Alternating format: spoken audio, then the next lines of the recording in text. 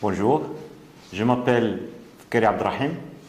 Je suis professeur à la faculté de sciences juridiques, économiques et sociales de l'Université Qada'iyya de Marrakech. J'assure un cours de l'économie et organisation d'entreprise pour le semestre 1. À ce cours, nous avons tracé un certain nombre d'objectifs, 3 essentiels, dont, premièrement, la maîtrise du vocabulaire et des concepts spécifiques à l'économie et à l'organisation de l'entreprise, sous forme de définition, de concepts de base que l'étudiant doit absolument connaître.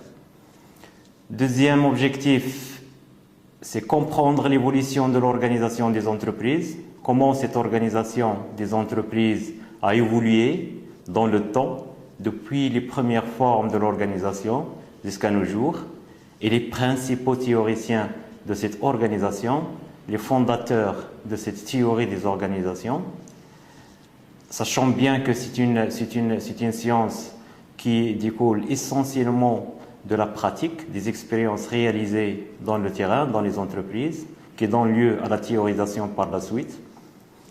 Et en troisième lieu, comme objectif de ce cours, c'est que l'étudiant doit saisir l'organisation comme un tout, comme un ensemble, comme un système, et comprendre aussi les relations entre les principales composantes de ce système. Par exemple, la fonction commerciale, relation de la production avec les autres fonctions, etc.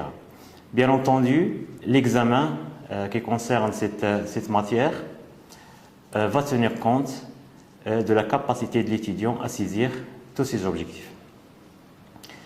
Bien sûr, il y a un plan que je vais suivre dans ma présentation, mais aussi qu'il est dans le Polycope.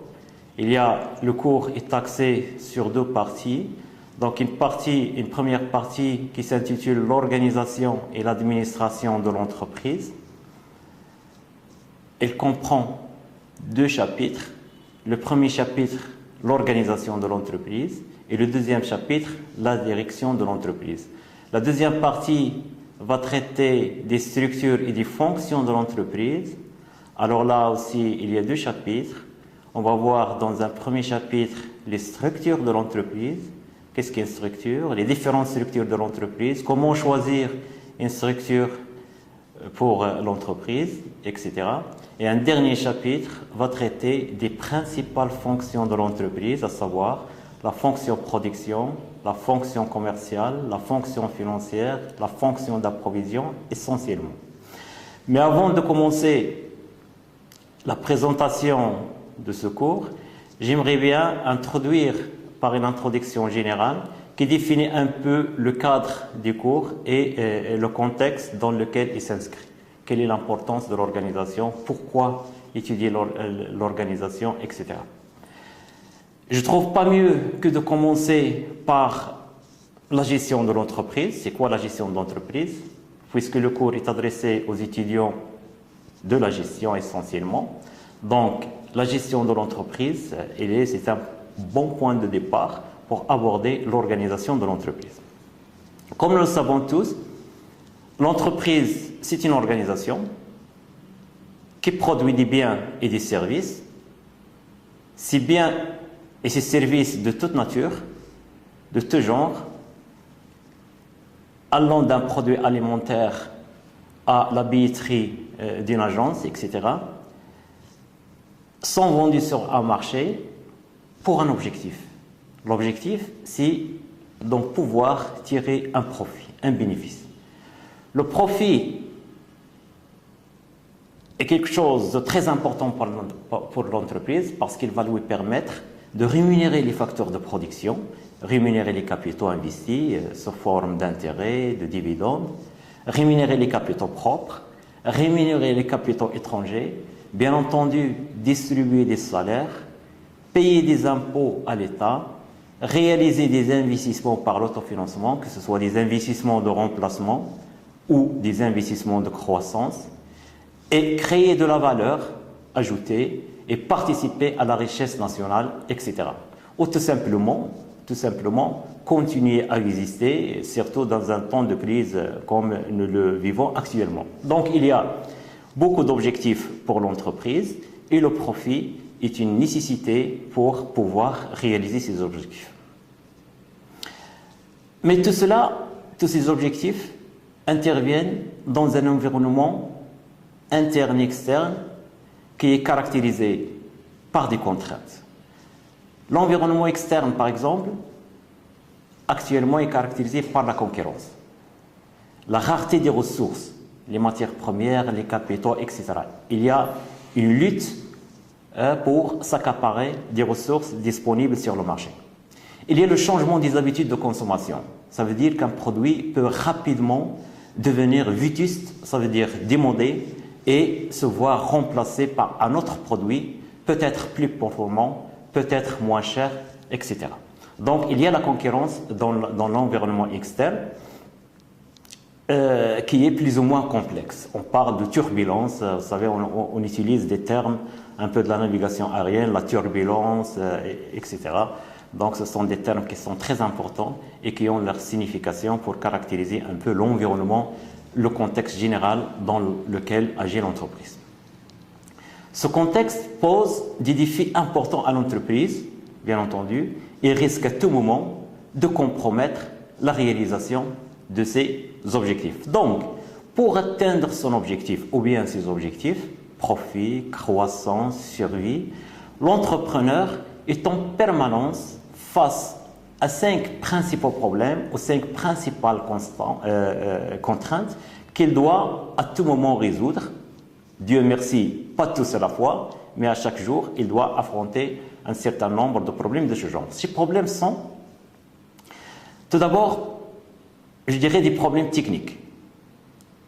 L'entrepreneur doit en permanence chercher des solutions techniques fiables, un matériel flexible qu'il peut utiliser d'une manière ou d'une autre, un matériel qui correspond aux normes, sachant bien que la production actuellement doit affronter un marché qui demande de plus en plus de normes sur le plan sanitaire, sur le plan environnemental, etc. Des problèmes techniques comme par exemple la maintenance, assurer la maintenance, etc. Et ce sont des problèmes, lorsque j'ai des problèmes, ce sont des problèmes qui coûtent, donc c'est de l'argent. Ensuite, il y a des problèmes d'ordre commercial, des problèmes commerciaux ou bien des contraintes commerciales. Il y a une lutte sur le marché. Il faut chercher des clients, il faut chercher des commandes, il faut assurer l'approvisionnement de l'entreprise en temps, en coût et en qualité désirée. Il faut maîtriser les circuits de distribution. Il faut assurer les meilleures conditions de règlement des clients, les meilleures conditions de paiement des fournisseurs. Tout cela a une incidence sur le financement des cycles d'exploitation, donc bien entendu sur le besoin en fonds de roulement de l'entreprise et sur sa structure financière. Il y a aussi une troisième catégorie des problèmes qui sont des problèmes financiers. Il faut chercher des moyens de financement, que ce soit pour les investissements ou bien pour financer le cycle d'exploitation. Il faut payer les salaires, il faut payer les dettes, il faut gérer la trésorerie de l'entreprise pour ne pas tomber en situation de faillite, parce que même si l'entreprise dégage du profit, même s'il est rentable, même s'il est capable d'assurer une profitabilité importante, il risque à tout moment de tomber en faillite s'il ne dispose pas de liquidité suffisante au bon moment pour payer les tiers, rémunérer les porteurs des capitaux, etc. Comme quatrième catégorie des problèmes, il y a bien entendu des problèmes sociaux. L'organisation, c'est un ensemble social. Il y a des hommes, il y a des ressources humaines au sein de l'organisation. Donc évidemment qu'il y aura des conflits d'intérêts, des conflits d'objectifs entre la direction et les salariés, etc. Ce sont des conflits sociaux au sein de l'entreprise, donc qu'il faut à tout moment régler. Ensuite, il faut former le personnel pour qu'il soit à jour au niveau de la production, au niveau technique, etc. Il faut, bref, gérer des situations difficiles en cas de crise, licenciement, grève, etc. Là, ce sont des problèmes sociaux qui s'ajoutent aux problèmes commerciaux, aux problèmes financiers et aux problèmes techniques. Donc, disons que la gestion de l'entreprise intervient dans un environnement interne, mais aussi externe, qui est fait de plusieurs contraintes, de plusieurs problèmes qu'on doit résoudre. L'entrepreneur ou le gestionnaire doit donc réaliser les objectifs de l'entreprise ou de l'organisation en tenant bien entendu compte de toutes ces contraintes. Mais il faut dire aussi que dans l'environnement, il n'y a pas tout simplement les contraintes, mais il y a aussi des opportunités. Il y a des opportunités à qui c'est les exploiter, et c'est là où se trouve toute la différence des styles de management et de gestion. Donc, c'est quoi la gestion finalement? La gestion finalement, c'est un art de conduire ou de piloter une organisation, donc pas seulement une entreprise, sous tous ses aspects. Donc, gérer, c'est avoir l'habilité, avoir la capacité, l'art de conduire. On parle de piloter, là aussi c'est un terme de la navigation aérienne, piloter une organisation, et essayer au maximum d'éviter les écueils, essayer au maximum d'éviter les turbulences pour arriver à bon port et réaliser une rentabilité capable de réaliser la continuité et la croissance de l'entreprise. Si maintenant on veut résumer les principales fonctions d'un gestionnaire, elles sont de 4, ou bien 4 dimensions.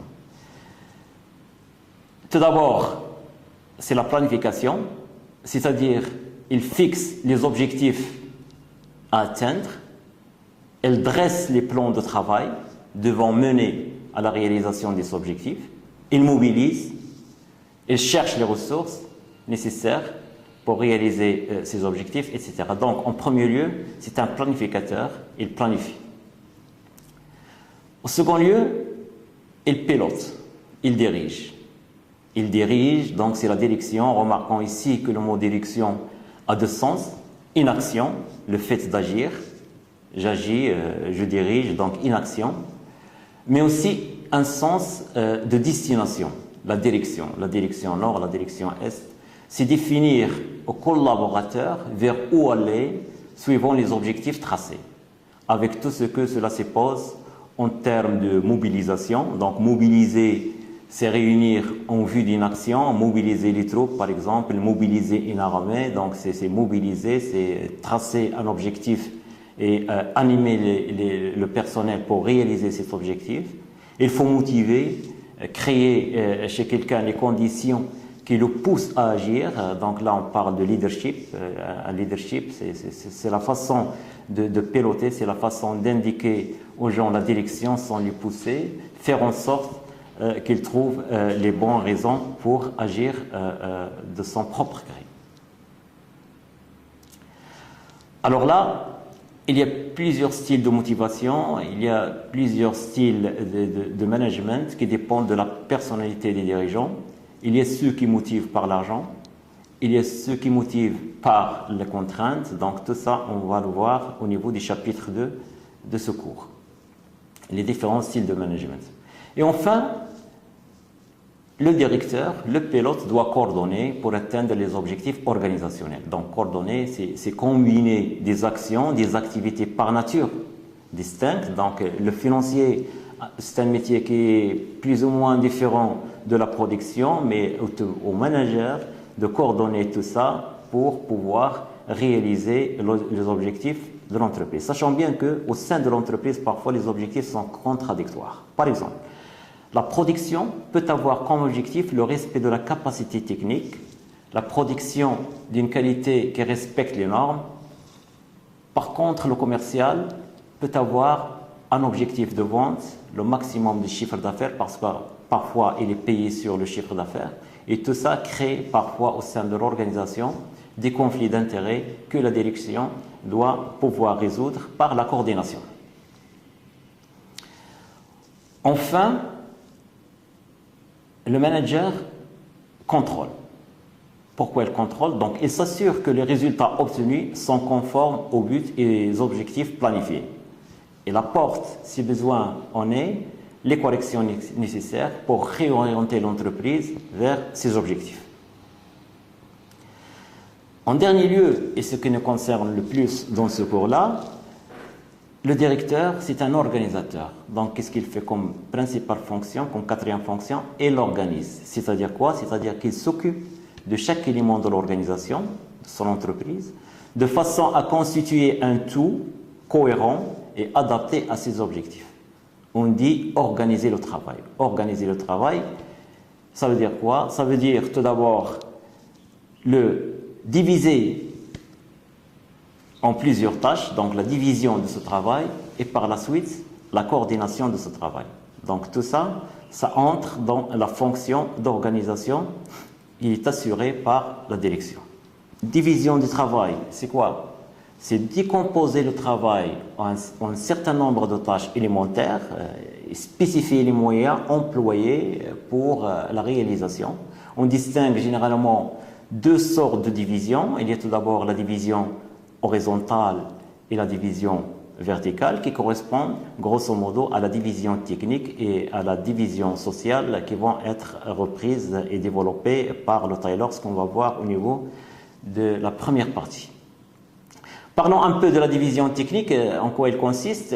Tout simplement à séparer chaque étape distincte afin d'augmenter la production et la qualité des produits. Ainsi, plusieurs personnes sont nécessaires pour réaliser un produit et chacun de ces personnes-là se spécialise dans une petite partie de la fabrication. Adam Smith, le père fondateur de l'économie politique, c'est lui qui a parlé en premier de la division du travail. Et dans son ouvrage « Recherche sur la nature et les causes de la richesse des nations », un des textes fondateurs d'ailleurs des libéralismes économiques, il donne quels sont les effets positifs de cette division du travail, que ce soit au niveau de l'entreprise ou bien au niveau de toute une économie et de toute une nation. La spécialisation du travail. Donc il a réalisé des enquêtes, des études sur sa fameuse fabrique des épingles et a montré effectivement qu'un ouvrier, habile soit-il, ne peut dépasser une épingle ou deux par jour. Par contre, si le travail d'une épingle a été divisé en une dizaine de tâches différentes, la productivité a pu augmenter d'une manière très importante. Donc cet exemple-là, sur une fabrique aussi simple, a été dupliqué au niveau de toute une économie et a démontré son intérêt aussi pour toute la nation. Pour montrer justement quelles sont les causes de cette augmentation de la productivité, donc il y a tout d'abord l'habilité croissante, autrement dit la capacité que développent les ouvriers qui répètent la même tâche, un seul travail, ce qu'on appelle la dextérité. Donc, conduire une affaire avec beaucoup d'habilité, l'adresse de la main à exécuter une tâche. Donc, ça augmente au fur et à mesure qu'on peut faire la même chose. La deuxième chose, c'est le gain du temps. Donc, en évitant de changer d'occupation, l'ouvrier qui fait spécialiser et fait une seule tâche, donc ne risque pas de changer d'outil. Et la dernière cause qui augmente la productivité par la spécialisation du travail, c'est la possibilité de faire exécuter ces tâches par des machines. Ça, c'est pour la division technique, mais il y a aussi la division sociale. On parle de la division sociale du travail, qui est une répartition des tâches entre les individus en fonction d'un critère hiérarchique. Donc, c'est-à-dire la division dans l'entreprise des différentes activités. Par exemple, les activités conceptuelles, il y a ceux qui pensent, les bureaux d'études, la planification, la conception. Donc, il y a un personnel qui pense et un personnel qui exécute. Donc là, on parle de la division sociale du travail ou bien la division verticale. Enfin, en plus de la division du travail, pour caractériser un peu qu'est-ce que l'organisation, il y a la coordination du travail. Donc, diviser le travail, il est nécessaire de le coordonner, c'est faire en sorte que les différentes tâches contribuent à la réalisation des objectifs souhaités. Souhaités en termes de quantité, en termes de délai, en termes de qualité, etc. Si on va maintenant résumer le terme organisé en deux mots, on peut dire que organiser, c'est tout simplement diviser le travail et le coordonner. Donc tout le travail d'organisation, c'est diviser le travail et le coordonner. Et là, ça sera un peu le contexte dans lequel s'inscrit ce cours. comment cette organisation a évolué, des premières étapes de développement industriel jusqu'à maintenant. On va voir qu'il a effectivement évolué selon l'évolution des contextes, selon l'évolution des mentalités, etc. Mais avant, j'aimerais aussi préciser un peu la signification des termes organisation. L'organisation signifie premièrement une activité organisée. C'est l'action ou le fait même d'organiser. Donc c'est diviser le travail, le coordonner, là c'est l'organisation. Mais il y a une autre signification, c'est un objet. Donc c'est une chose, c'est le résultat de l'action d'organiser. Une entreprise c'est une organisation, une institution d'enseignement c'est une organisation, l'université c'est une organisation, même s'il n'a pas un but lucratif, elle est considérée quand même comme une organisation, puisqu'il y a une division du travail et il y a une personne qui coordonne.